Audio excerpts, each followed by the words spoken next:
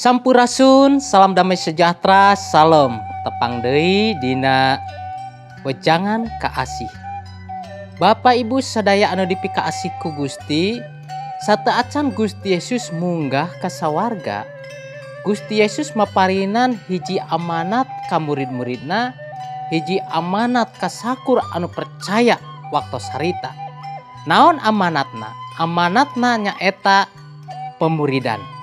Satacana hayu urang bade aos Alkitab urang anu dicutat tina Injil Matius 28 ayat 18 dugikeun ka ayat anu ka-20 anu kieu unggalna.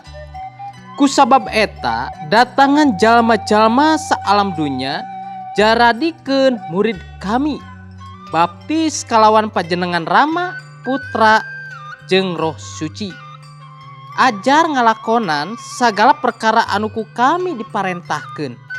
Kamaraneh kami tangtu nyerengan kamaraneh salawasna nepi ka akhir zaman.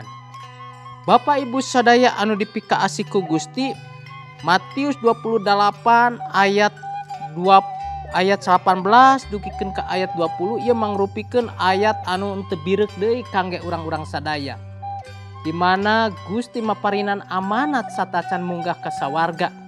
Amanatna nyaeta perkawis pemuridan. Pikeun ngamuridkeun aya sababaraha lengkah anu kedah dipidamel ku murid-murid kalebet urang sadaya. Anu kahiji nyaeta ngadatangan jalma-jalma. Jalma-jalma ieu tiasa di lingkup jamaah, di mana urang nyumpingan jamaah-jamaah, urang ngabentuk kelompok di kalangan jamaah-jamaah, sarta jamaah eta tiasa dimuridkeun. Oge tiasa ngadatangan jalma-jalma anu aya di sabudeureun urang. Urang ngabewarakeun perkawis kasalametan anu dipaparinkeun ku Gusti Yesus. Sakur anu percanten ka Gusti Yesus eta kedah dikumpulkeun, kedah dimuridkeun. Teras anu kadua nyaeta baptis. Sakur jalmi anu percanten ka Gusti Yesus, anu ngangken Gusti Yesus salaku Gusti sareng juru salamat, kedah nyandak kaputusan ngalangkungan baptisan, di mana baptisan ieu ngalambangkeun yen urang parantos dikuburkeun sareng Gusti Yesus. Dosa-dosa urang parantos dikuburkeun, sarta urang kenging kasalametan dibersihkeun tina rereged kawasa dosa, sarta urang jantan manusia anu anyar. Teras anu katilu nyaeta ngajar araranjeuna perkawis naon anu kedah dilakonan salaku putra-putra Gusti. Ngawulang ka jamaah, ngawulang ka murid-murid, ngawulang ka sakur anu percanten ka Gusti Yesus, supados araranjeuna oge midamel hal-hal anu dipidamel ku Gusti Yesus. Tangtos ngawulang ieu tiasa maparinan sumanget ka araranjeuna anu nembe percanten ka Gusti, ngiatkeun imanna janten ngakar, janten tumuwuh, sarta ngahasilkeun buahna eta kangge kamuliaan Gusti. Janten Gusti Yesus maparin amanat dina dangat ayeuna ngemutkeun ka urang kana amanatna nyaeta pikeun ngamuridkeun. Kanggo sepuh mangga muridkeun putra Bapak Ibu sadayana. Kanggo pemimpin kelompok muridkeun anggota-anggota kelompokna. Sakur anu percanten ka Gusti Yesus kedah dimuridkeun. Supados naon? Supados kiat imanna. Sarta tiasa ngalakonan naon anu dipidamel ku Gusti Yesus. Hal anu sami oge parantos dipidamel ku murid-murid zaman harita. Puji Gusti Bapak Ibu sadaya, upami murid-murid Gusti Yesus pasif, murid-murid Gusti Yesus henteu aktif dina ngalakonan naon anu janten amanat Gusti, teu acan tangtos dina dangat ayeuna urang tiasa tepang ka Gusti Yesus. Urang tiasa tepang ka Gusti Yesus, urang tiasa nampi sih kurnia ti Gusti Yesus, urang tiasa nampi kasalametan ti Gusti Yesus. Ieu kumargi aya kerja keras ti murid-murid zaman harita. Murid-murid aktif.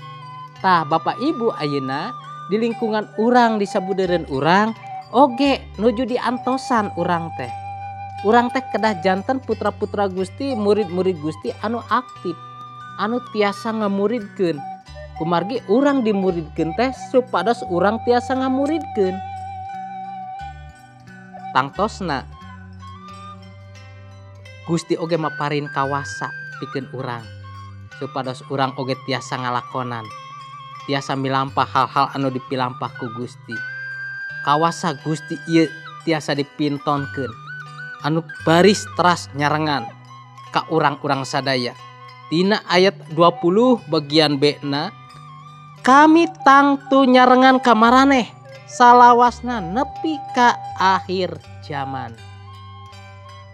Gusti Yesus maparinan amanat sarta Gusti Yesus oge maparinan janji ka urang yen Gusti Yesus henteu ngantunkeun urang nyalira. Gusti Yesus salawasna nyarengan ka urang, maparinan kamampuh ka urang, maparinan hikmah ka urang, sangkan urang tiasa ngalakonan naon anu janten amanat Gusti Yesus. Bapak Ibu, upami urang gaduh sepuh urang ieu bade ngantunkeun. Biasana sateuacan ngantunkeun sepuh urang teh sok maparinan amanat atanapi wejangan. Eta amanat atau wejangan ku putra-putrana tangtos dipidamel dipilampah.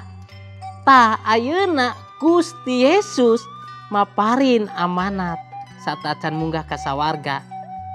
Tah urang oge kedah milampah nadunan naon anu janten amanat ti Gusti Yesus. Jadilah putra-putra Gusti, murid-murid Gusti anu aktif, sanes anu pasif. Hayu urang diajar ngamuridkeun jamaah, ngamuridkeun jalmi-jalmi sangkan tiasa wanoh ka Gusti. Gusti Yesus ngaberkahan. Hayu urang bade ngadoa.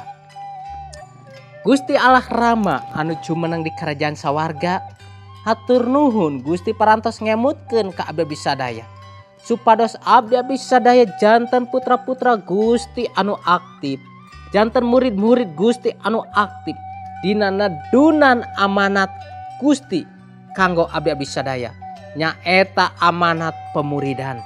Hatur nuhun Gusti Yesus, hatur nuhun Gusti anu maparinan hikmat, Gusti anu maparinan kawijaksanaan ka abdi sadaya, Gusti anu maparinan kamampuh ka abdi sadaya, sarta Gusti anu nyarengan abdi sadaya. Hatur nuhun Gusti Yesus, hatur nuhun. Abdi sadaya muji syukur mung dilebet nami Gusti Yesus Kristus. Haleluya. Amin. Gusti Yesus ngaberkahan.